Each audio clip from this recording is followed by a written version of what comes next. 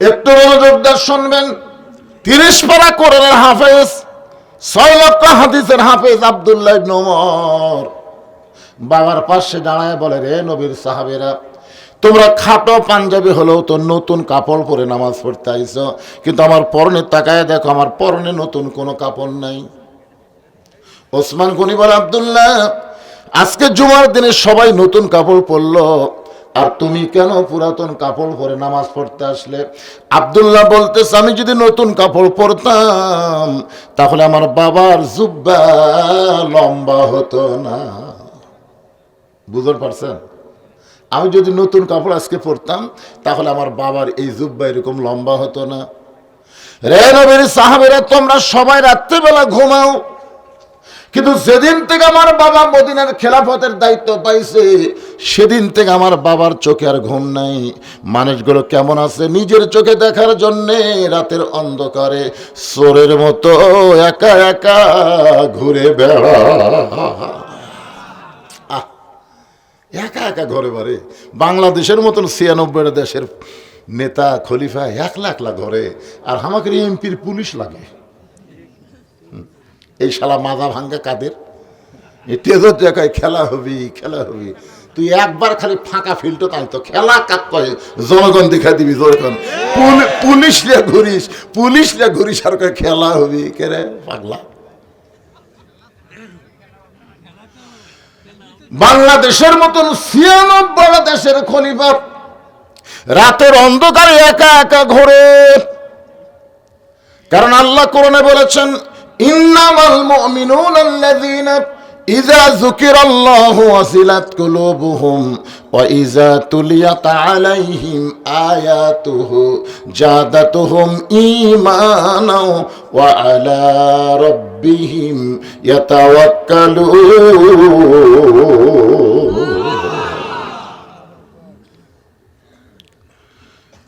আব্দুল্লাহ বলতেছে, নবীর সাহাবীরা রে, আমি বহুদিন আমার মাকে দেখেছি রাত্রেবেলা দরজায় দাঁড়িয়ে থাকতে। আমি একদিন মাকে বললাম, মা, সবাই ঘুমাইছে, আপনি কেন দরজায় দাঁড়িয়ে আছেন?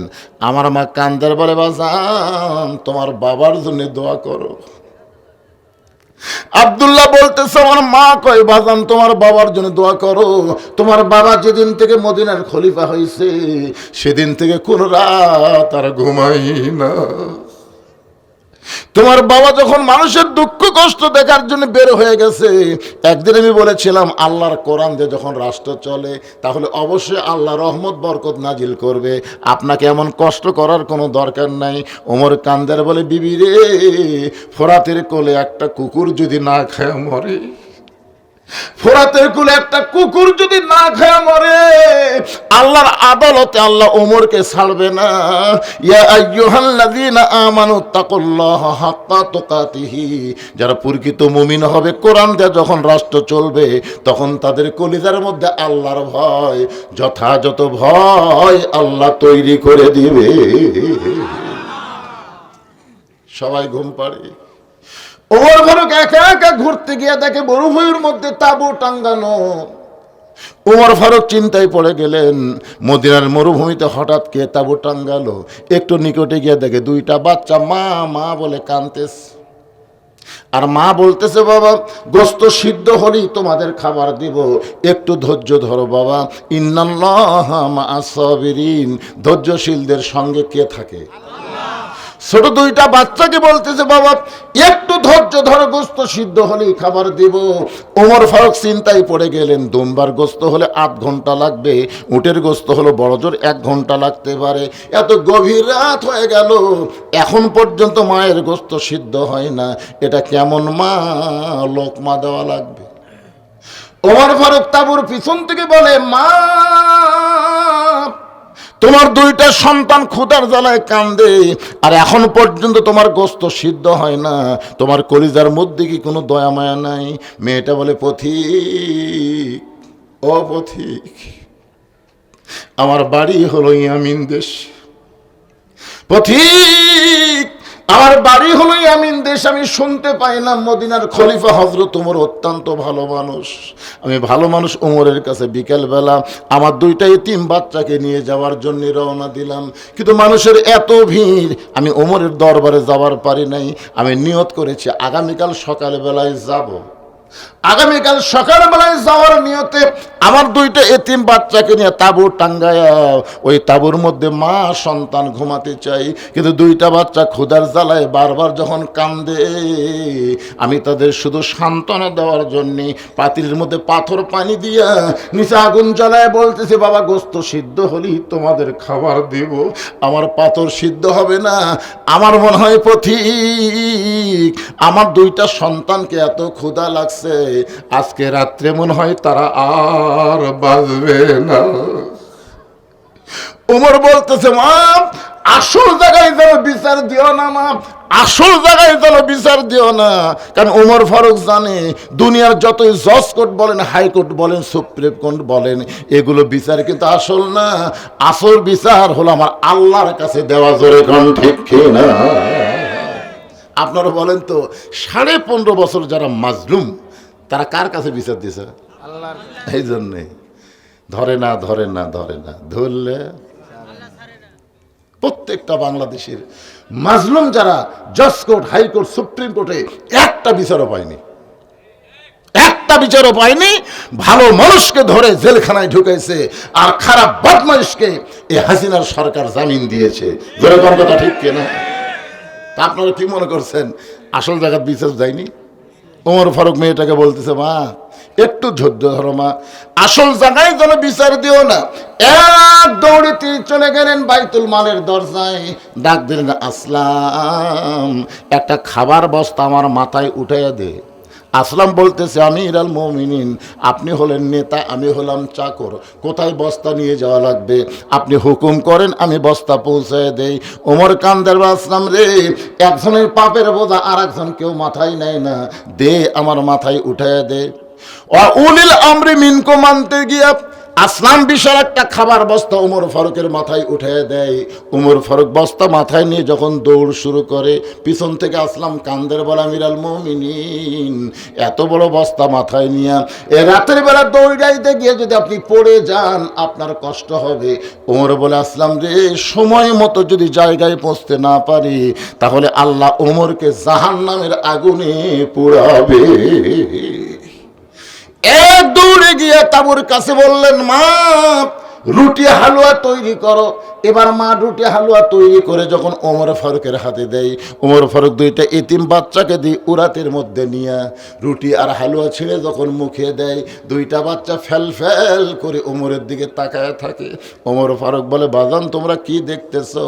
বাচ্চাগুলো বলে, আমরা এতিম। সঙ্গে সঙ্গে ওমর ফারুক তেলাওয়াত করলেন, আরাআইতাল্লাযী ইউকাযযিবু বিদ্দীন ফাযালিকাল্লাযী ইয়াদুল ইয়াতীম ওয়ালা ইয়াহুদ্দু আলা তুআমিল মিসকিন। আল্লাহ আল্লাহ, এই অধমকে জাহান্নামের আগুন থেকে বাঁচায় দাও। মা তাবুর মধ্য থেকে বলে, পথিক, ভালো মানুষের গল্প শুনেছি, কিন্তু মানুষ যে এত ভালো হয় আজকে আপনাকে দেখে বুঝলাম। আল্লাহ ওমরকে মদিনার খলিফা না বানাইয়া আপনাকে যদি মদিনার খলিফা বানাইতো, আমি একজন মা বলতেছি, মদিনা আল্লাহর জান্নাত হয়ে যেত। আব্দুল্লাহ বলতেছে, সবাই যখন ঘুমাইছে তখন আমার বাবা আমার দরজাত গিয়ে বলে, আব্দুল্লাহ আব্দুল্লাহ। আমি দরজা খুলে তাকায় দেখি বাবার হাতে একটা পাঞ্জাবি। আমি বললাম, বাজান আসলেই ভাগ্যবান, আমি নেতার ছেলে তো, বাইতুল মাল থেকে একটা পাঞ্জাবি পাইছি বাজান, আর একটা পাঞ্জাবি আমাকে গভীর রাতে দিবার আইছেন। ওমর ফারুক বলে, বেটা আমি তোরে দিবার আসিনি, লিবার আইছি, এইটা আমার ভাগত পড়ছে। এখন বলে, এই পাঞ্জাবি গায়ে দিয়ে খুতবা দিলে কেমন লাগে, এত ছোট, তোরটা একটু আমাকে দান করে দে। আব্দুল্লাহ বলে, গভীর রাত্রে আমার পাঞ্জাবি বাবাকে দান করে দিলাম। বাবার পাঞ্জাবি আমার পাঞ্জাবি একত্র করে বাবার লম্বা জুব্বা বানায় খুতবা দেয়। এখন বলো বাবার খুতবা শোনা যায় কি না যায়? সমস্ত সাহাবীরা চিল্লায় বলতেছে, আল্লাহর কোরআন দিয়ে যখন রাষ্ট্র চলবে, এমন ভালো মানুষকে মুসলমানেরা নেতা হিসাবে দেখতে পাবে। তো এখন আপনারা যদি ভালো নেতা দেখবার চান, এই মানুষের তৈরি আইন দিয়ে চললে দেখা যাবে না। দেখবার গেলে আল্লাহর কোরআনের আইন লাগবে। দরকার ঠিক কিনা? বাংলাদেশ আল্লাহর কোরআনের আইনে চলুক, এটাকে আপনারা চান? কারা কারা চান দুই হাত তুলে আল্লাহর একটু দেখান। লিল্লাহি তাকবীর, হাত নামান। আল কোরআনের আলো সংসদে জালো, ঘরে ঘরে দিন শেষ, ঘরে ঘরে। হায় রে, ঘরে ঘরে করলে তো আওয়ামী লীগ খুশি হয়, বুঝলেন? সেই খুশি জাগরে বারে।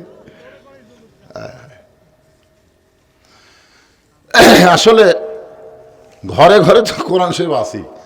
বাংলাদেশের এমন কোন ঘর আছে যে ঘরে কোরআন নেই? আছে না নাই? কোরআন হিসেবে চলুক বা না চলুক, কিন্তু কোরআন শরীফ প্রত্যেকটা ঘরে আছে। কি একটা অ্যাঙ্গেলে মার, আল কোরআনের আলো ঘরে ঘরে জ্বালো। আমি হাসিনার সময় কিন্তু ঘরে ঘরে বলিনি, আমি বলছি আল কোরআনের আলো সব জায়গায়, সব জায়গা। এখন বলেন সব জায়গার মধ্যে সংসদ আছে না নাই? এই জন্যে স্লোগানটা সাইজ মতো দেওয়া লাগবে। আমি যে বলবো আল কোরআনের আলো, আপনার বলবেন সব জায়গায় জালো। আল কোরআনের আলো অনুনাজ্জিলু মিনাল কোরআনি মা হুয়া শিফাউ ওয়া রাহমাতুল লিল মুমিনিন। এই আয়াতের বাংলা অর্থ কি?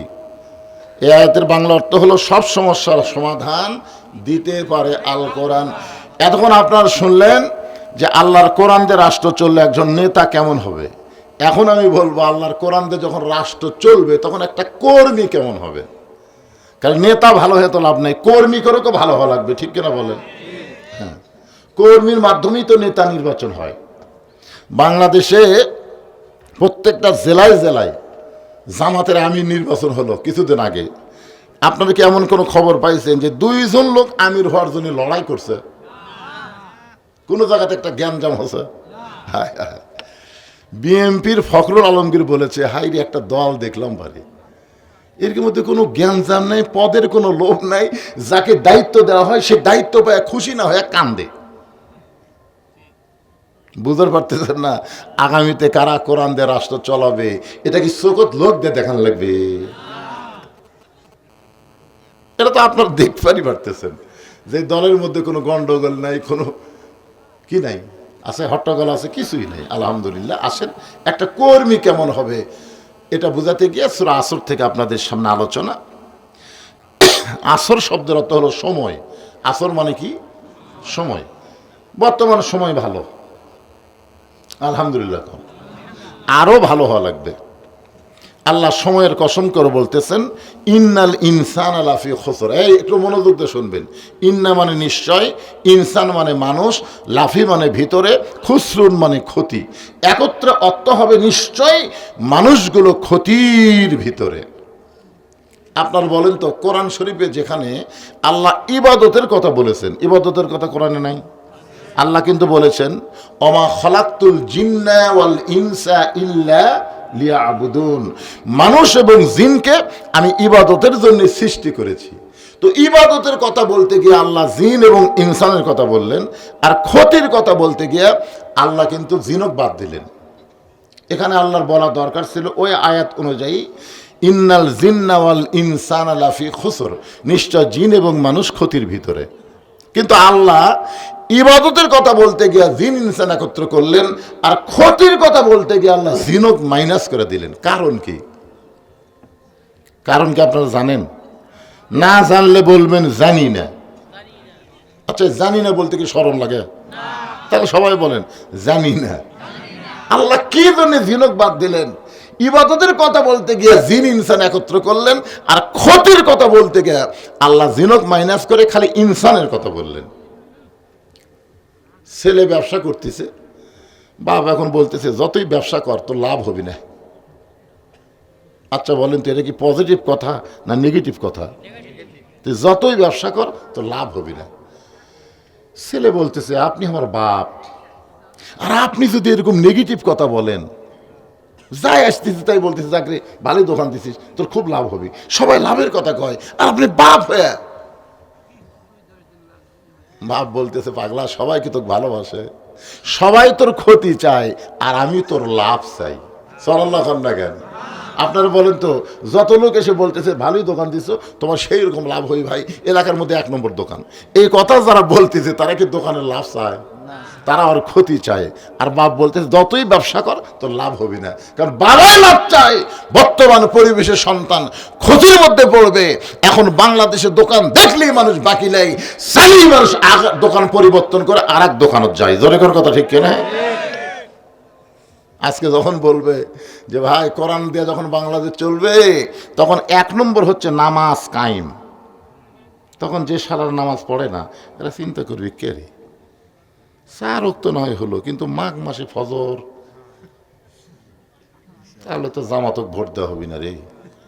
এরা ক্ষমতা পেলে যদি 1 নম্বর নামাজই কায়েম করে, তাহলে আমাদের তো কাম সারা রাত 2টা পর্যন্ত ফেসবুক থেকে শুই। সালে তো নাম শোনার পরে যদি না উঠি, 5 হাত যদি 5টা করে বাড়ি বসায়, দরকার নাই, ওই ডানি বললা বাদ দে, ওটা মার। কি এদিকে গান বাজে রে, গানও বাজায়, গানের সাউন্ড ভালো পাওয়া যায়। এখানে গান বাজতেছে নাকি? এখানে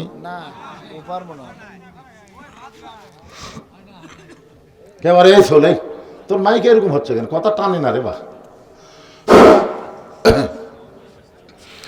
একটু জিকির করেন লা ইলাহা ইল্লাল্লাহ, লা ইলাহা ইল্লাল্লাহ, লা ইলাহা, জোরে লা ইলাহা।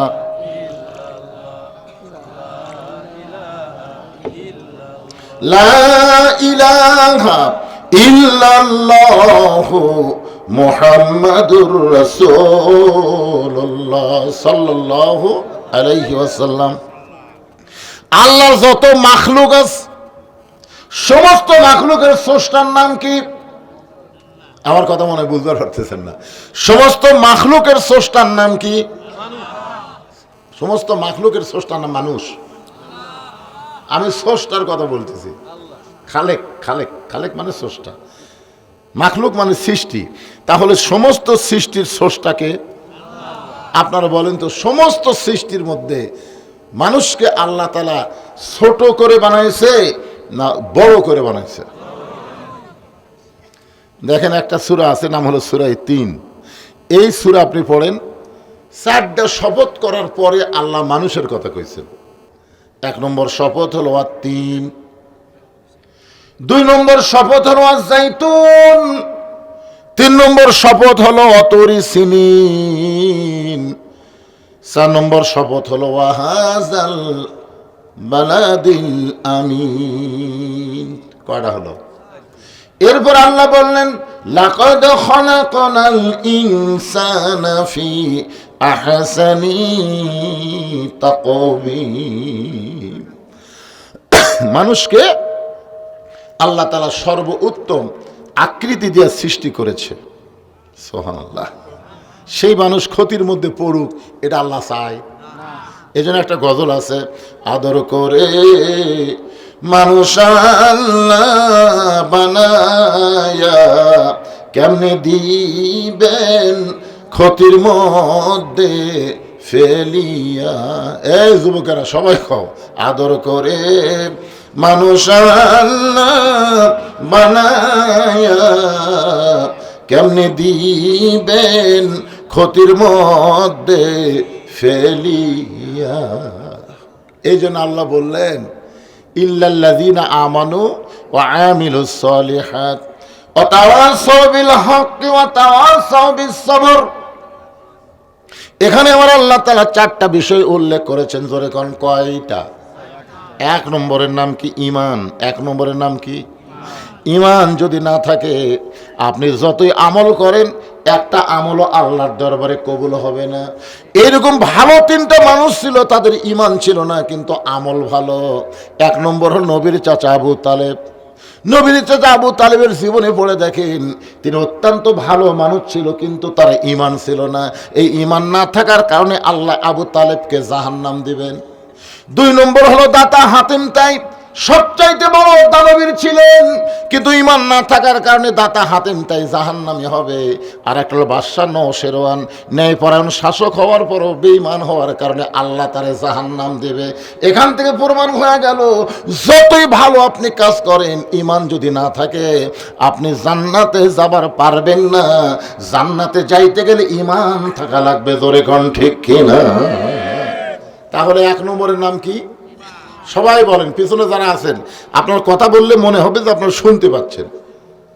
1 নম্বরের নাম কি? ঈমান। সাহাবারা জিজ্ঞাসা করলেন, ইয়া রাসূলুল্লাহ, মা হুয়াল ঈমান, এই ঈমানটা কি? আল্লাহ রাসূল বললেন, ইকরার বিল লিসান, তাসদিক বিল জানান, আমল বিল আরকান, এরই নাম হলো ঈমান। এখানে রাসূল কিন্তু 3টা কথা কইছে। প্রথম কথা হচ্ছে লা ইলাহা ইল্লাল্লাহ, এটা জবানে বলা লাগবে, এটা জবানে বলতে হবে। আমাদের বাংলাদেশে লা ইলাহা ইল্লাল্লাহ বলার মানুষের অভাব নেই, আছে। এমনকি যুদ্ধের সময়, 71-এর যুদ্ধের সময় অনেক হিন্দুরাও পর্যন্ত এ লা ইলাহা ইল্লাল্লাহ পড়ছে। আমার এলাকার এক হিন্দু শঙ্কর, উনি আমাকে একদিন বললেন, বা মুসলমানের কলমার দাম আছে। তা আমি বললাম, আপনি হিন্দু হয়ে মুসলমানের কলমার দাম কেমনে বুঝলেন? বলে, যুদ্ধের সময় পাকিস্তান আর্মি দেখলেই খালি বলতাম লা ইলাহা ইল্লাল্লাহ, লা ইলাহা ইল্লাল্লাহ। আর্মি বলতো বিলকুল ঠিক হয়, ঠিক হয়, ঠিক হয়। এই কলমা মুখে থাকার কারণে আর্মির গুলি থেকে বাঁচা গেছি। বা আমাকে হয়, আমি বললাম, দাদা শুধু মুখে কলমা রাখার কারণে যদি আর্মির গুলি থেকে বাঁচেন, এই কলমা যদি তাসদিক বিল জানান কলিজার মধ্যে জায়গা দিতেন, তাহলে জাহান্নামের আগুন থেকেও আল্লাহ আপনাকে বাঁচাইয়া দিত। তাসদিক বিল জানান কি জানেন? এই মতিয়ার রহমান নিজামী সাহেবকে যখন উকিল বলল যে আপনার তো ফাঁসি কার্যকর হবে, আপনি একটা দলের প্রধান, আমির, আপনি যদি রাষ্ট্রপতির কাছে একটা দরখাস্ত লেখেন, তাহলে রাষ্ট্রপতি আপনাকে যদি মাফ করে আপনার ফাঁসি কার্যকর হবে না। কারণ আপনাকে সাথিয়ার যিনি ছিলেন কিন্তু জামাত ইসলামের কি ছিল? আমির ছিল। তো এই জন্য উকিল বলতেছে, আপনি যদি একটা দরখাস্ত লেখেন রাষ্ট্রপতির কাছে, আর রাষ্ট্রপতি যদি আপনাকে মাফ করে দেয়, তাহলে আপনার ফাঁসি হবে না। মতিয়ার রহমান নিজামী সাহেব মুচকি মুচকি হাসতেছে। উকিল বলে, হাসেন কেন? বলে, হাসার কারণ হলো তোমার কথা শুনে। তুমি যে কথা বলতেছো এটা হলো হাসির কথা। কারণ আমি স্বাধীনতার পরে এই বাংলাদেশে 3টা রাষ্ট্রপতিকে দেখেছি ক্ষমতার থাকা অবস্থায় মরে গেছে। আমি দেখেছি ক্ষমতার থাকতে কয়জন মরছে। একটা হলো বঙ্গবন্ধু শেখ মুজিবুর রহমান, একটা জিয়াউর রহমান, একটা জিল্লুর রহমান। এই 3টা রহমান ক্ষমতার থাকা অবস্থায় মারা গেছে। তো যারা ক্ষমতার থাকা অবস্থায় নিজেরাই মরে, তাদের কাছে কোনো ইমানদার জীবন ভিক্ষা চায় না। এর নাম হলো তাসদিক বিল জানান। কলিজার মধ্যে যখন ঈমান থাকবে, ওই মানুষের কাছে জীবনের চাইতে ঈমানের গুরুত্ব বেশি হবে। এখন আপনারা বলেন তো, জীবন বাঁচানো ফরজ না ঈমান বাঁচানো ফরজ? আমাদের বাংলাদেশে অনেক লোক বলে জীবন বাঁচানো ফরজ। ভারত বহু চেষ্টা করতেছে। কে যেন একটা উগ্র নেতা কইছে যে বাংলাদেশকে ধ্বংস করতে আমাদের 15 মিনিট লাগবে। কয় মিনিট? আমি ফেসবুকে স্ট্যাটাস দিছি, মালওয়ানের বাচ্চারা বাংলাদেশ ধ্বংস করতে খালি একবার ভিতরে ঢুকে দেখ, তোদের নুনু বাচ্চা কাটে আমরা মুসলমান বানাই দেবো। খালি ঢুকে দেখ। আমার এইটা ফেসবুকে স্ট্যাটাস গোটা বিশ্ব চলে গেছে যে মৌলানা সাহেব নুনু বাচ্চা কাটতে পারছে, আমরা কাটা পারবো না। কান দেখালে উপর কাটবো আর পোল্টা দেবো মুসলমান। কি বুঝতেছেন ভাই? তাসদিক বিল জানান, কলিজার মধ্যে যখন ঈমান থাকবে, ওই ব্যক্তির কাছে জীবনের চাইতে ঈমানের গুরুত্ব বেশি। উকিল বলতেছে এই গোয়ার্কের কারণে আপনার ফাঁসি হবে। মতিয়ার নিজামী বলতেছে, মতিয়ার রহমান নিজামী আপনাদের সাথিয়ার সন্তান বলতেছে, আমার ফাঁসি হবে কিন্তু আমার মৃত্যু হবে না। উকিল কয়, পাগলা নাকি রে? ফাঁসি হবি, মৃত্যু হবি না। আমার কাছে আল্লাহর কোরআন আছে। আল্লাহর কোরআন বলতেছেন, ওয়ালা তাকুলু লিমান ইউকতালু ফি সাবিলিল্লাহি আমওয়াতুন বাল আহয়াউ ওয়ালাকিন লা তাশউরুন। আল্লাহর রাস্তায় অন্যায়ভাবে যাদেরকে হত্যা করা হয়, আল্লাহ বলেছেন তোমরা তাদের মৃত্যু বলো না, আমি আল্লাহ বলতেছি তারা জীবিত।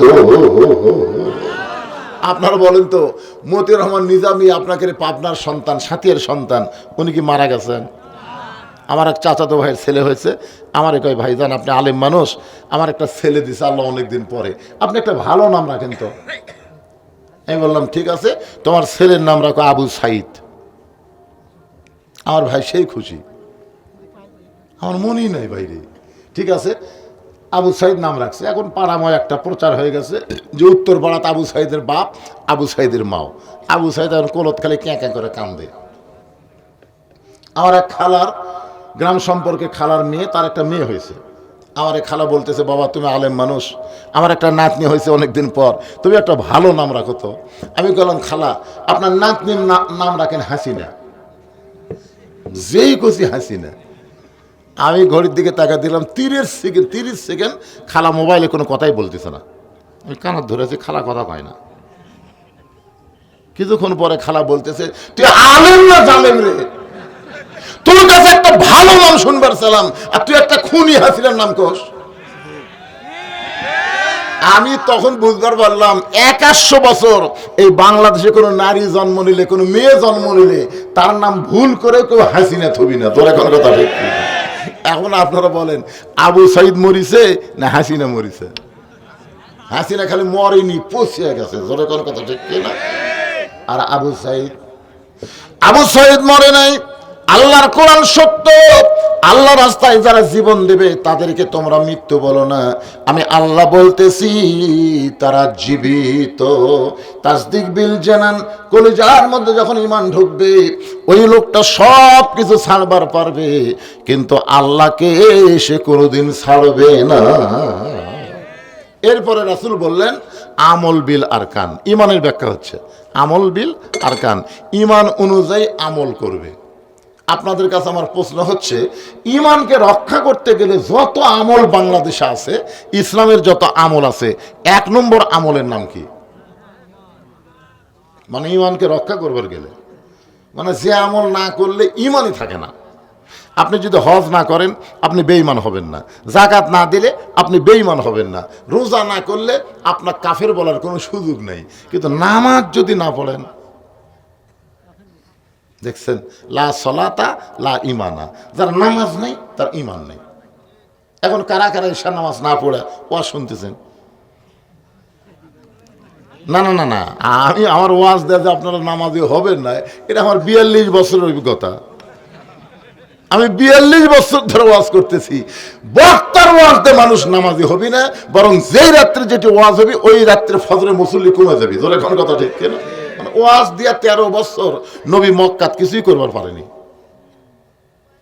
এই হাত ধরা আর ওয়াজ, এই দুটা কাম করে নবী মক্কাত 13 বছর কিছুই করা পারেনি। বরং যারা ঈমান গ্রহণ করছে 2-4 জন, ওরকে আর পিটাই মারে।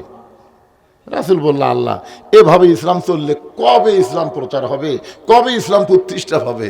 আল্লাহ বলেন আপনার মক্কাত হবে না, আপনাকে হিজরত করে যাওয়া লাগবে মদিনা।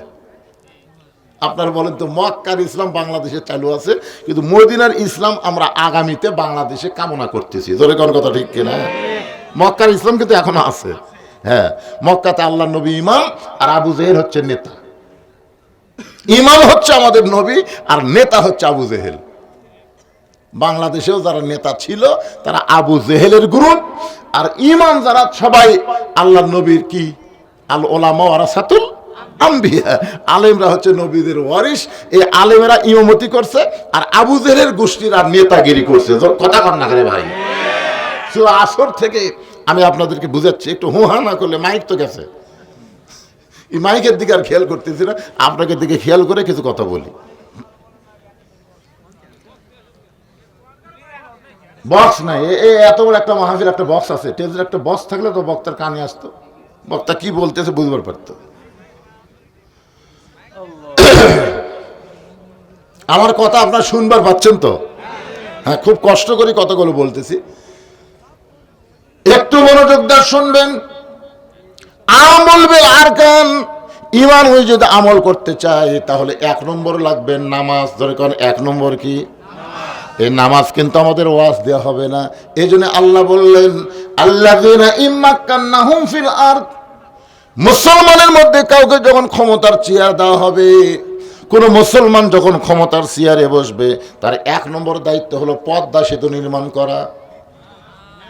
পদ্মা সেতু, ওভারব্রিজ করা, 4 লাইন রাস্তা করা, ট্যানেল করা, এগুলো সবই দায়িত্ব।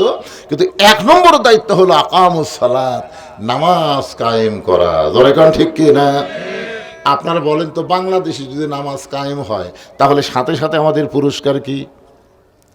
সাথে সাথে পুরস্কার হলো ইন্নাস সালাতা তানহানিল ফাহশাই ওয়াল মুনকার। একমাত্র নামাজই পারে মানুষকে যাবতীয় খারাপি ফাহিশা থেকে বাঁচায় দিতে। আমাদের প্রত্যেকটা ছেলের হাতে একটা করে স্ক্রিন টাচ মোবাইল আছে না নাই? এই ওয়াজ দিয়ে আপনার ছেলে ভালো হবে? জানলা দরজা বন্ধ করে মনে করবি সবাই ঘুমিয়ে গেছে, এই সুযোগে আমি অশ্লীল ভিডিও দেখবে। কিন্তু যখনই নামাজ কায়েম হবে তখন অশ্লীল ভিডিও দেখতে গেলেই ওর ইমান বলবে কেউ না দেখলো আল্লাহ দেখতেছে রে। তোমার 2 কান্দে 2 মোহরি, লিখিতেছেন ডায়েরি, দলিল দেখে রায় দিবে, টাকা পয়সার নাই কারবার। কিরামান কাতিবিনা ইয়ালামুনা মা তাফআলুন।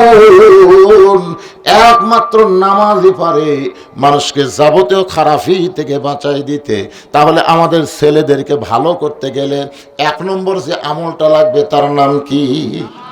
জোরে বলেন, নামাজ।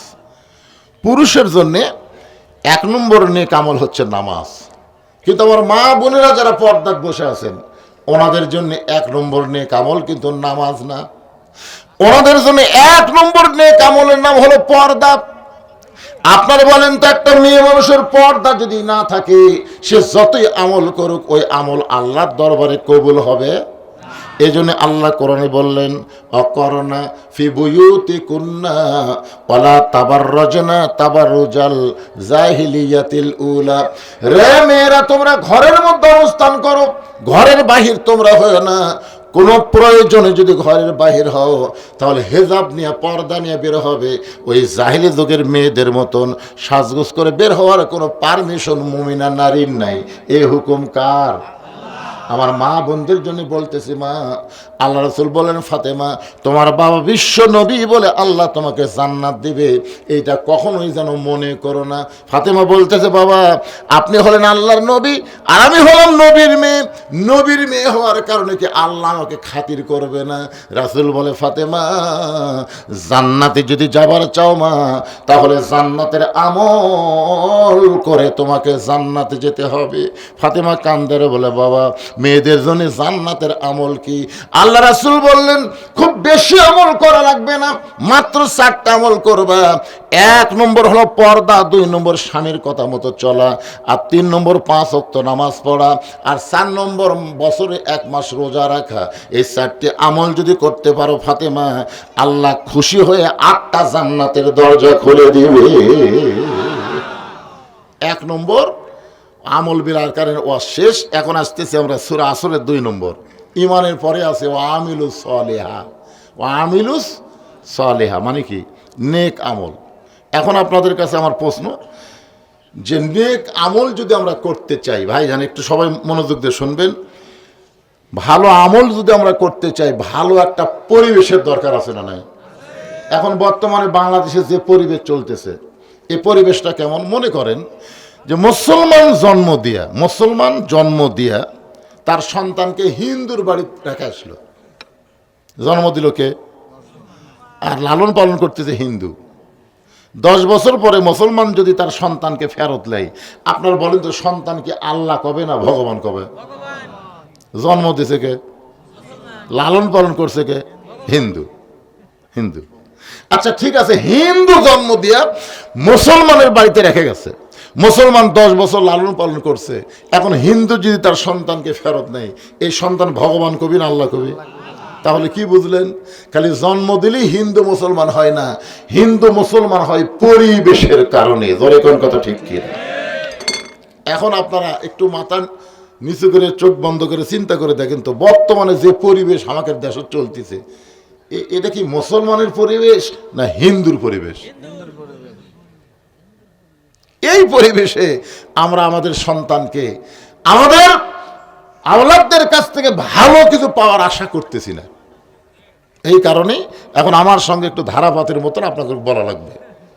ভালো একটা আমল করতে গেলে ভালো একটা পরিবেশের দরকার, ভালো একটা পরিবেশ তৈরি করতে গেলে ভালো একটা সমাজের দরকার।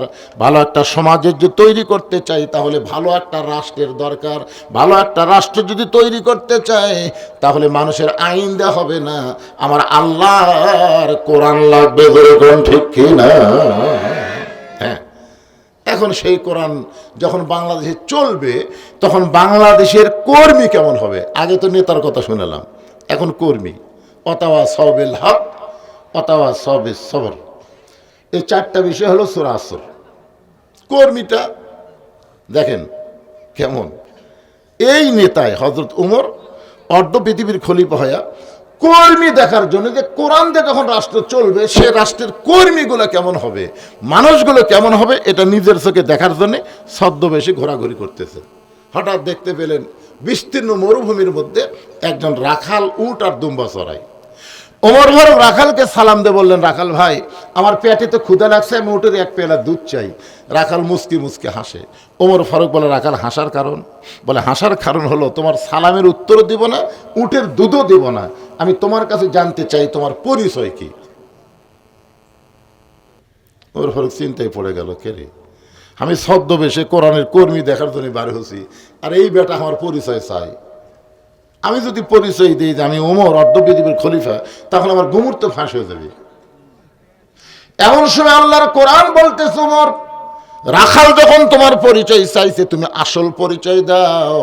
তোমার আসল পরিচয় হলো উমর না, আসল পরিচয় অর্ধ পৃথিবীর খলিফা না, আসল পরিচয় হলো মিল্লাতা আবিকুম ইব্রাহিম ওয়া সাম্মাকুমুল মুসলিমিন। এখন আপনারা বলেন তো, যে আয়াতে কারিমা তেলাওয়াত করলাম এর সাথে কি আপনার একমত? না না, সবাই কোন আপনার কি একমত? আমি কিন্তু কোরআনের কর্মী দেখতেছি, যাই কথা বলতেছেন না তাই ধরা খাবি। আর একবার চান্স নিলাম, এই আয়াতের সাথে কি আপনারা একমত? কারা কারা একমত? দুই হাত তুলে আল্লাহকে দেখান। আচ্ছা, না বুঝাই যে আপনারা হাত তুললেন। এই আয়াতের মধ্যে কি আছে সেটা বুঝছেন? হাই রে, আল্লাহ বলতেছেন যে মিল্লাতা আবিকুম ইব্রাহিম, তোমাদের জাতির পিতার নাম হলো ইব্রাহিম, হুয়া সাম্মাকুমুল মুসলিমিন, যিনি তোমাদের নাম রেখেছে মুসলমান। এখন আমরা যদি মুসলমান হই তাহলে জাতির পিতার নাম কি? শেখ মুজিবর কি? মাশাআল্লাহ, সাহস করে কত পারে, সুবহানাল্লাহ। আসলে এখন কয় না, সবসময় এটা যদি না মানেন তাহলে আপনার তিনটা বিষয়ে একাধিক পিতা মানা যাবে না। কয় বিষয়? একটা হলো আদি পিতা কয়জন, জন্ম দেওয়া পিতা কয়জন। কেউ যদি বলে আমাকে দুই বাপে জন্ম দিছে তাহলে বুঝবেন ওর জন্মে ভেজাল আছে। কেউ যদি বলে আমার জাতির পিতা দুইটা তাহলে বুঝবেন ওই মুনাফিক, ওই মুসলমান না, মুসলমানের জাতির পিতা একটাই। কথা ঠিক কিনা? ওমর ফারুক চোখের পানি নিয়ে বলে, রাখাল রে, আমার পরিচয় যখন জানবার চাও, আমি হলাম একজন মুসলমান। রাখাল মুসকি মুসকি হাসে আর বলে, আসল না নকল? ওমর ফারুক বলে, রাখাল মুসলমান তো মুসলমানই, এর মধ্যে আসল নকল কি? রাখাল বলতেছে, আসল মুসলমান যারা হবে তারা চাওয়ার ব্যাপারে সতর্ক থাকবে। আসল মুসলমান কোনোদিন বলবে না আমার দয়াল বাবার দরবারেতে কেউ ফিরে না খালি হাতে। এটা আসল মুসলমান? আসল মুসলমান কি বলবে? আমার দয়ার আল্লাহর দরবারেতে কেউ ফিরে না খালি হাতে, আল্লাহ আল্লাহ আল্লাহ। ইয়্যাকা না'বুদু ওয়া ইয়্যাকা নাস্তাঈন। আমরা ইবাদত করি কার? আমরা সাহায্য চাই কার কাছে? রাখাল বলে, পথিক রে, তুমি যদি আসল মুসলমান হও তাহলে তুমি দুধ চাইছো কার কাছে? সঙ্গে সঙ্গে ওমরের চোখ দিয়ে পানি পড়তে চাল্লাম। তোমার কোরআন যখন দুনিয়াতে চালু থাকবে, উমর নেতা ভুল করলে একটা কর্মী পর্যন্ত তার ভুল ধরতে পারবে। সাল্লাল্লাহু আলাইহি ওয়াসাল্লাম। রাখাল বলে, পথিক তুমি যদি আসল মুসলমান হও তুমি দুধ চাইলা কার কাছে? ওমর ফারুক কান্দার বলে, রাখাল ভাই, সার ব্যাপারে আমার ভুল হয়ে গেছে। রাখাল বলে, ভুলটা যখন স্বীকার করছো তাহলে আল্লাহ তাআলা তোমাকে তওবা করার সুযোগ দিয়েছে। এতদিন যারা আওয়ামী লীগ করেছেন তারা যদি বুঝতে পারেন যে আমরা এক ভুয়া দল করেছি, এই দলের নেত্রী এমপি সব পলে যায়, এই দল থাকার আর দরকার নাই, আমরা তওবা করে ভালো দলে ভর্তি হব। আল্লাহকে তওবা করার সঙ্গে সঙ্গে আমি আল্লাহ তোদের মাফ করে দিব। আজকে যদি সবাই বলে, আল্লাহ মাগরিব এশা নামাজ পড়িনি কিন্তু ফজর থেকে এক ওয়াক্ত নামাজ বাদ দেব না, আল্লাহকে খালি নিয়ত করার সাথে সাথে সারা জীবন যত নামাজ না পড়ার পাপ আছে আমি আল্লাহ সব পাপ মাফ করে দিলাম। কি কারণ আল্লাহ পারে কি পারে না? এরই নাম হলো ফিরে আসা। কি মনে করতেছেন? আমাকে একজন বলতে যে, হুজুর আচ্ছা আমাকে নেত্রী কি পাগলি হয়ে গেল, মানে আওয়ামী লীগই করে? তাই আমি বললাম, সেটা তোরাই ভালো জানিস। তাই কয়, হুজুর আপনার দৃষ্টিতে কি মনে হয়? আমি কাছে বললাম, শোন, একটা লোকের রোদের মধ্যে একটা গরু হেরাছে, গরু, লোকটা গরু খুঁজতেছে কিন্তু গরু পাচ্ছে না, রোদের চাপে মাথা ঘামা ঘাম টপ টপ করে পড়তেছে, গরু নেই। তা রাস্তার মধ্যে ওর ছেলে খাড়া হয়ে আসে, তুই যা বলতেছে, কে রে ভাই এদিক দিয়ে গরু যাওয়া দেখছো? ছেলে কয়, কে রে? আমার বাপ আমার ভাই কয়। মনে খুব কষ্ট নিয়ে মায়ের কাছে গেছে, যা বলতেছে, মা আব্বা মনে হয় পাগলা হয়ে গেছে, আমাকে তাই ভাই কষে। তো দেখি তোর বাবা আসুক তো। কিছুক্ষণ পরে বাপ আইছে, মা বলতেছে, কি ব্যাপার আপনি কি পাগল হচ্ছেন? নিজের ছেলেকে ভাই কইছেন? বলতেছে, গরু হারালে এরকম হয় মা। চিন্তা করে দেখেন, একটা গরু হেরাছে, ছেলে ভাই কয়, বউ মা কয়, আর 15.5 বছর ভোট ছাড়া যায় প্রধানমন্ত্রী, তাই ক্ষমতা হারালে কি হবে চিন্তা করেন তো।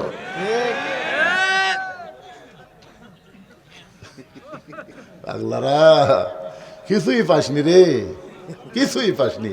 দুনিয়াও শেষ, আখিরাতও শেষ। জোরে কর কথা, ঠিক কিনা? এই জন্য ফিরে আয় বাবা, ফিরে আয় রে, ফিরে আয়, তওবা কর। রাখাল বলে, পথিক ভুলটা যখন স্বীকার করেছে তাহলে তওবা করো। ওমর ফারুক বলে, রাখাল আমি তওবা করতেছি। রাখাল মুস্কি মুস্কি হাসে আর বলে, তুমি মূর্খ মানুষ, তুমি তওবা কেমনে করবা?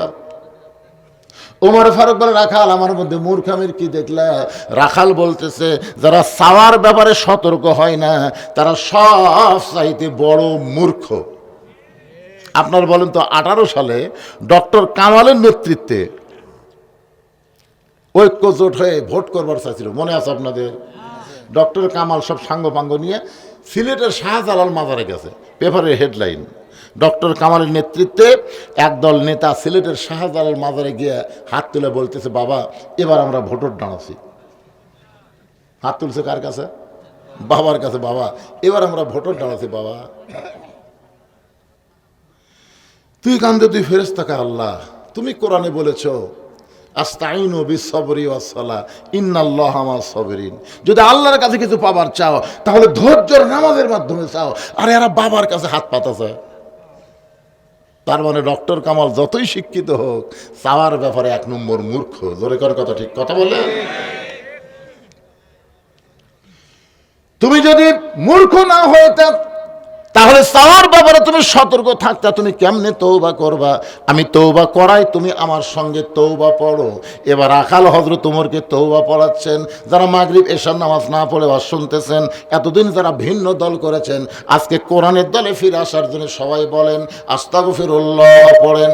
যারা পড়বেন না, যদি আপনি আজকে মরে যান, নিয়ত করেন মান সাআল্লাহু তাআলা আশ-শাহাদাতা বিসিদকিন বাল্লাগাহুল্লাহু মানাজিলা শুহাদাই ওয়া মাতা আলা ফিরাশিহি, আল্লাহ রাসূল বলেছেন কেউ যদি নিয়ত করে আল্লাহ তোমার কোরআনের আন্দোলনের জন্য আমি জীবন দেব, আমি তোমার কোরআনের জন্য শহীদ হব, আল্লাহ রাসূল বলেছেন সে যদি ওই মাতা আলা ফিরাশিহি নিজের বিছানায় মৃত্যুবরণ করে, এই নিয়ত করার কারণে বাল্লাগাহুল্লাহু মানাজিলাশ শুহাদা, আল্লাহ হাসরের ময়দানে ওই বান্দাকে শহীদদের কাতারে দাঁড় করায়া দিবে। এখন আপনারা বলেন নিয়ত করার মধ্যে লাভ আছে না নাই? এই জন্য সবাই পড়েন বাজার, নিয়ত করেন, দেখা যাক কি হয়। সামনে আছে শুভ দিন, চিন্তা ভাবনা করে নিন। জোরে কোন কথা ঠিক কিনা? আস্তাগফিরুল্লাহ পড়েন, আস্তাগফিরুল্লাহ রব্বি মিন কুল্লি জামবি ওয়া তুবু ইলাইহি। ওমর ফারুক তওবা করার পরে বলতেছে, ও রাখাল ভাই, আল্লাহর হস্তে উটের এক পেয়ালা দুধ দাও। রাখাল মুচকি মুচকি হাসে। ওমর ফারুক বলে, রাখাল রে, আল্লাহর হস্তে উটের দুধ চাইলাম, এরপরও মুচকি মুচকি হাসিস কেন? রাখাল বলে, তওবা করার পরে তুমি আবার মুনাফিকি করলে। তুমি সত্যি করে বলো তো, লিমা তাকুলু মা লা তাফালুন, তোমার মুখের সাথে মনের মিল আছে? ওমর ফারুক চুমকে উঠছে, মুখের সাথে মনের মিল নাই, তার মানে তুমি সত্যি করে বলো আমি কি উটের মালিক? আমি যদি উটের মালিক হইতাম তুমি ওকে রাখাল করলে কেন? আর রাখাল যখন তুমি আমাকে বলেছ তখন তোমার মন বলতেছে আমি উটের মালিক না। আরে পাগলা, যদি সত্যি আল্লাহর রাস্তায় চাও এখান থেকে মালিকের বাড়ি যাও, 10 মাইল দূরে মালিকের বাড়ি, মালিকের বাড়ির যা বলো মালিক তোমার রাখাল উট আর দুম্বা চড়াই। তুমি মালিক যদি হুকুম দাও রাখাল আল্লাহর রাস্তায় উটের এক পেলা দুধ দিবে।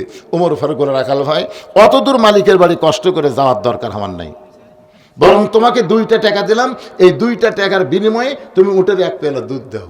রাখাল বলে, পথিক তুমি হযরত উমর চিনো? চিনো? যদি উমরের গুপ্ত বাহিনী দূর থেকে দেখবার পায় তুমি আমার 2 টাকা ঘুষ দিছ আর আমি মালিক বাদ দিয়ে তোমাকে উটের এক পেলা দুধ দিছি, তাহলে তোমাকেও ধরবে আমাকেও ধরবে। এই বয়সে তুমি ধরা পড়বার চাও?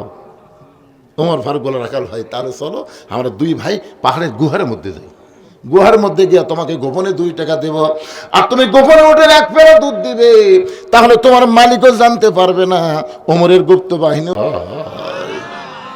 যেই কইছে রাখালে আল্লাহ দেখতে পাই, ওমর ফারুক এক দৌড় পাহাড়ের পাদদেশে গিয়া 2 রাকাত নামাজ পড়ে বলতেছে, আল্লাহ তোমার কোরআন এত সুন্দর, তোমার কোরআন দিয়ে যখন রাষ্ট্র চলবে প্রত্যেকটা মুসলমানের কলিজায় ঈমান বলবে কেউ না দেখলো আল্লাহ দেখতেছে। জোরে কোন কথা ঠিক কিনা?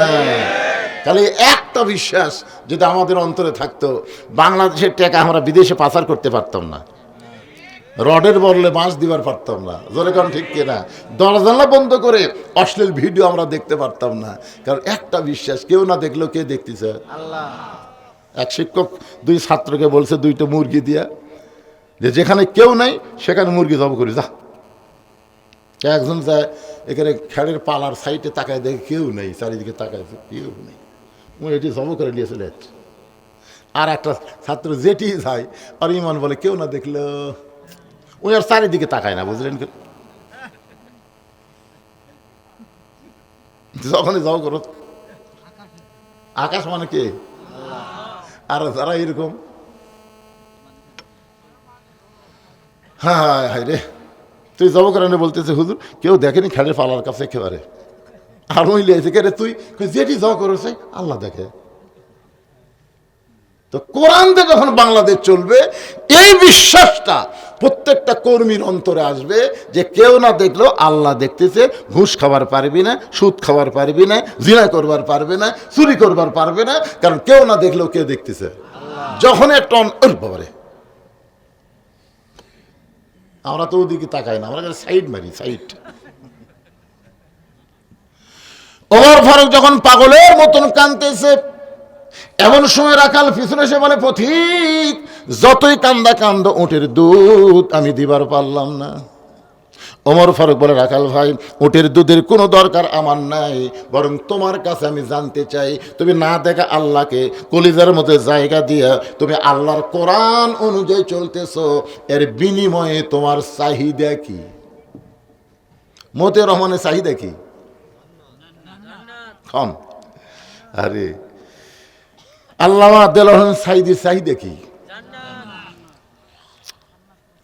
ওমর ফারুক বলতেছেন, রাখাল না দেখে আল্লাহকে কলিজার মধ্যে জায়গা দিয়ে তুমি যে আল্লাহর কোরআন অনুযায়ী চলতেছো, এর বিনিময়ে তোমার চাহিদা কি? রাখাল বলতে দাও, পথিক আমার চাহিদার কথা যখন শুনতে চাও তাহলে শোনো। রব্বানা, সকলে বলেন রব্বানা আতিনা ফিদ দুনিয়া হাসানাতাও ওয়া ফিল আখিরাতি হাসানা ওয়া কিনা আযাবান্নার। ওমর ফারুক বলে, রাখাল আমি তোমার চাহিদার কথা শুনতে চাইলাম আর তুমি কোরআনের আয়াত শুনালে। রাখাল বলে, পথিক তুমি আসলেই মূর্খ। আচ্ছা এই আয়াত দিয়ে আমি কি বুঝালাম তুমি বুঝলা না? ওমর ফারুক বলতে, ভাই আমি আসলেই মূর্খ রে। তুই কি বুঝাইলি একটু আমার খোলাসা করে বল। রাখাল বলতেছে, আমার চাহিদা হলো দুইটা, একটা দুনিয়ার সৌন্দর্য, একটা আখিরাতের সৌন্দর্য। রব্বানা আতিনা ফিদ দুনিয়া হাসানা ওয়া ফিল আখিরাতি হাসানা।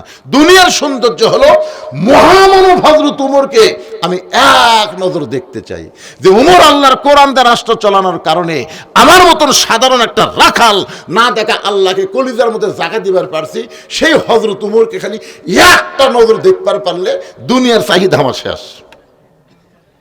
তার মানে কি বুঝতেছেন? দুনিয়ার সৌন্দর্য দেখবার চাইলে ভালো একটা নেতা দেখা লাগবে। জোরে কথা ঠিক কিনা? এলা পানসা নেতা। আগামীতে 300টা ভালো নেতা আমরা দেখবার চাই। কথা কর না ভাই। আজান দিলে নেতারা বিরক্ত হয় না? আপনারা দেখেননি, ভিডিও দেখেননি যে আজান দিছে, মানে নেতা ভাষণ দিচ্ছে, আসরের আজান দিছে, নেতা চাপাত খালি জুতা মারা দরকার। জোরে কর কথা ঠিক কিনা? আজান দিলে কোন মুসলমান বিরক্ত হবে না। আজান হচ্ছে মুসলমানের জন্য আল্লাহর খাস রহমত। জোরে কর কথা ঠিক কিনা? ভোটের আগে দেখবেন মাথার টুপি দিয়ে পাঞ্জাবি পরে কতগুলো আসবি। রাখাল বলতে, পথিক আমার 1 নম্বর চাহিদা হলো মহামানব হযরত উমরকে আমি এক নজর দেখতে চাই। এই দুনিয়ায় আমার একমাত্র চাওয়া হলো উমরকে যদি একটা বার দেখতে পাইতাম আমার দুনিয়ার জীবন আল্লাহ সার্থক করে দিত। আমি রাখালের 2 নম্বর চাহিদা হলো আমি রাখাল যখন মরে যাব অধম রাখালকে আল্লাহ যেন জান্নাত দেয়। তাহলে রাখালের চাহিদা কয়টা? দুনিয়ার চাহিদা হলো ভালো নেতা, ওমর ফারুককে এক নজর দেখা, আর 2 নম্বর চাহিদা হলো মরে যাওয়ার পরে আল্লাহ যেন রাখালকে জান্নাত দেয়। সঙ্গে সঙ্গে হযরত ওমর দৌড়ে এসে রাখালের হাতটা এরকম খস করে ধরছে, হাত ধরে 3 বার চুমা খাচ্ছে। 3 বার। রাখালকে পাগল নাকি? আমার ঘামা হাতে চুমা খেলে। ওমর ফারুক বলে, রাখাল আল্লাহ তোমার 2 নম্বর চাহিদা পুরো করছে। আল্লাহ কোরআনে বলেছেন, ইন্নাল্লাযীনা ক্বালু রাব্বুনাল্লাহু সুম্মা ইসতাকামু তাতানাজ্জালু আলাইহিমুল মালায়েকা আল্লা তাখাফু ওয়া লা তাহজানু ওয়া আবশিরু বিল জান্নাতিল্লাতী কুনতুম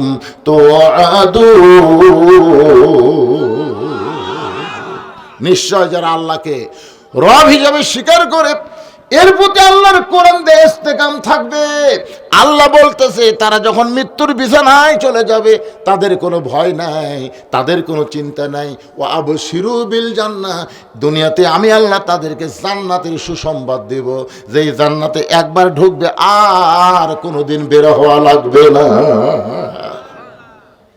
আল্লাহ তোমার 2 নম্বর চাহিদা পুরো করছে। রাখাল মরার সঙ্গে সঙ্গে আল্লাহ তোমাকে জান্নাত দিবে। রাখাল সুবহানাল্লাহ কয় না। ওমর ফারুক বলে, রাখাল মরার সঙ্গে সঙ্গে আল্লাহ তোমাকে জান্নাত দেবে। রাখাল খালি মুচকি মুচকি হাসে। ওমর ফারুক কয়, কে রে, মরার সাথে সাথে আল্লাহ তোকে জান্নাত দিবি, তুই সুবহানাল্লাহ কইস না কেন? রাখাল বলতেছে, মরে গেলে জান্নাত, এই বাকির কথা সবাই বলতে পারবি, কিন্তু হযরত ওমরকে এক নজর দেখা, এই লগত কথা বলতে তোমার কোন জায়গায় বাজে? ওমর ফারুক চিন্তায় পড়ে গেল, আমি যে ওমর এইটা যদি রাখালকে বলি, যে রাখাল আমাকে তওবা পড়াছে, জোরে কোন কি পড়াছে, যে রাখাল আমাকে মুনাফিক কইছে, ভণ্ড কইছে, এখন যদি বলি আমি ওমর, বলাও সারা, রাখাল হাত ফেল করে মরাও সারা। ওমর ফারুক চিন্তায় পড়ে গেলেন, এখন আমি কি বলবো? ও রাখাল, তুমি সত্যি যদি ওমরকে দেখতে চাও সত্যই যদি ওমরকে দেখতে চাও তাহলে ফজরের নামাজ তোমাকে সামনে কাতারে আদায় করা লাগবে। ফজর যদি সামনে কাতারে আদায় করতে পারো, মেহরাবের মধ্যে যেই মানুষটা ইমামতি করতেছে ওই মানুষটি হলেন হযরত ওমর। তার মানে কি বুঝলেন? আল্লাহর কোরআন দিয়ে যখন রাষ্ট্র চলবে, কোরআন দিয়ে যখন বাংলাদেশ চলবে, প্রত্যেকটা এমপি মন্ত্রীকে নামাজ পড়লে হবে না, তাদেরকে নামাজ পড়ানোর যোগ্যতা থাকা লাগবে। জোরে কোন ঠিক কিনা? কিসের যোগ্যতা? পড়া না পড়ান? তিনজন মুসল্লি আমার গ্রামে, তিন মুসল্লি মসজিদে ঢুকে খালি ঘড়ি দেখতেছে, হুজুর নাই। নামাজের টাইম হয়ে গেছে, ওরা তিনজন খালি ঘড়ি দেখতেছে, হুজুর নাই। একজন হলো আওয়ামী লীগ, একটা বিএনপি আর একটা জামাত। আমি ঢুকবার চিন্তা করতেছি, ঢুকলি তো আমাকে সামনে দিবি। আমি ওরকে চেহারা দেখে আস্তে আস্তে জানলার পাশে দেখি তোরা কি করে। যখন 2 মিনিট পার হয়ে গেছে তখন জামাত ইসলাম বলতেছে, কে রে ভাই, নামাজের সময় হলো, এখন সামনে কে যাবি? তখন আওয়ামী লীগ বলতেছে তুই যা। তখন জামাত বলতেছে তোমার দল ক্ষমতাতে আছে, তুমি যাও। না না, আমি মাঝে মধ্যে পড়ি রে, পড়াবার পারি না। কে রে, বিএনপি স্বাধীনতার ঘোষক, সামনে যা। বেশি পারলে আকামত পারি ভাই, সামনে আমি যাই না। তো তুইও পারিস না, ওইও পারি না, তো সামনে যাবি কি? আওয়ামী লীগ ঠেলা, কে তুই সামনে যাতে পারিস না? জামাত বলতেছে আমি যে সামনে দিলে এখন তোমরা কি নিয়ত করবে? কারণ আমাকে সামনে দিলে তোমাকে বলা লাগবে একটি দায়িত্ব বিহার বলে ইমাম, আমি তোমাকে নেতা, তোমরা আমার চামচিয়া। তখন আওয়ামী লীগ বলতেছে ভাই রে, তুই বাইরের কথা ভিতরে তুলিস করে। আমি আওয়ামী লীগ, ওই বিএনপি, তুই জামাত, এটা হলো বাইরের কথা। ভিতরে আমরা 3 ভাই একসঙ্গে জামাত করতে চাই। তার মানে জামাত আছে, যখন আছে না কথা কর না, জামাত ভিতরের কথা ভাই। কোরআন নিয়ে যারা রাজনীতি করবেন, জামাত ছাড়া তাদের খাওয়া নাই। কথা বল না কেন? জামাত কিন্তু বাইরের কথা না, জামাত হলো ভিতরের কথা। জোরে কর কথা ঠিক কিনা? উদখুলু ফিস সিলমি কাফা।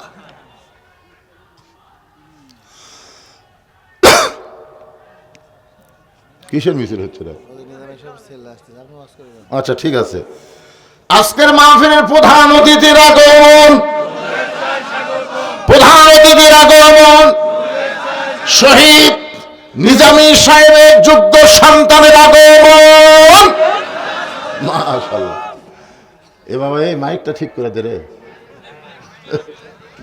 মাইকটা ঠিক করে দে। এই মাইকত কথা বলা।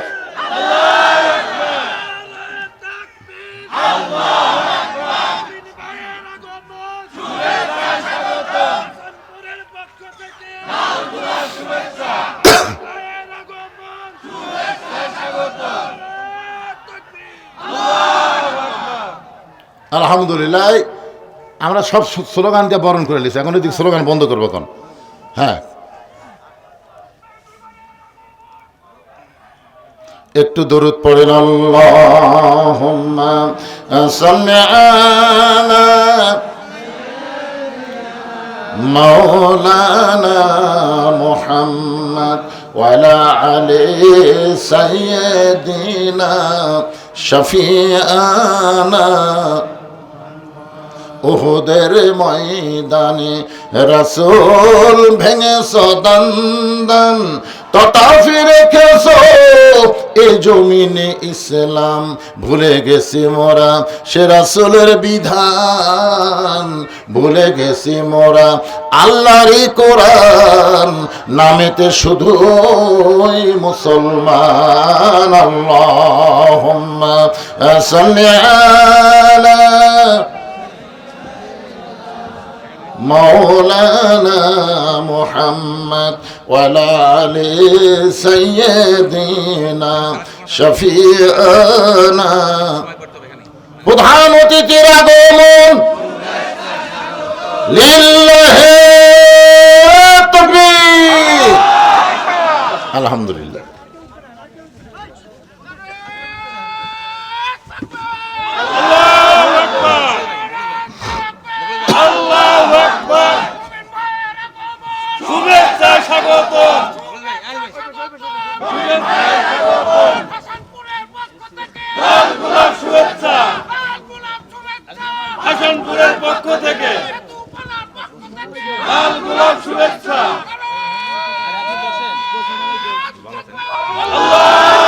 ফাঁকা আছে, এদিকে আপনারা একটু আসেন, সবাই আসেন। একটা মাহফিল গোলাকার হলে সুন্দরভাবে বসলে মাহফিলের বক্তা অতিথি সবারই কথা বলতে সুবিধা হয়। হ্যাঁ হ্যাঁ হ্যাঁ, আপনারা অবশ্যই জানেন আজকের এই মাহফিল অনেক রাত পর্যন্ত হবে, কিন্তু আমাকে এশার সঙ্গে সঙ্গে কেন দেওয়ার কারণ আপনারা জানেন যে আমার একটা মাহফিল আছে, আমি সেখানে চলে যাব।